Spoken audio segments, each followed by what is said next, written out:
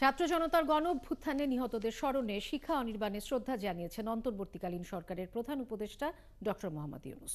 বেলা 11:30টার দিকে শিক্ষা অনির্বাণে শ্রদ্ধা জানান তিনি। এ সময় শহীদদের স্মরণে সেখানে কিছুক্ষণ নীরবে দাঁড়িয়ে থাকেন প্রধান উপদেষ্টা।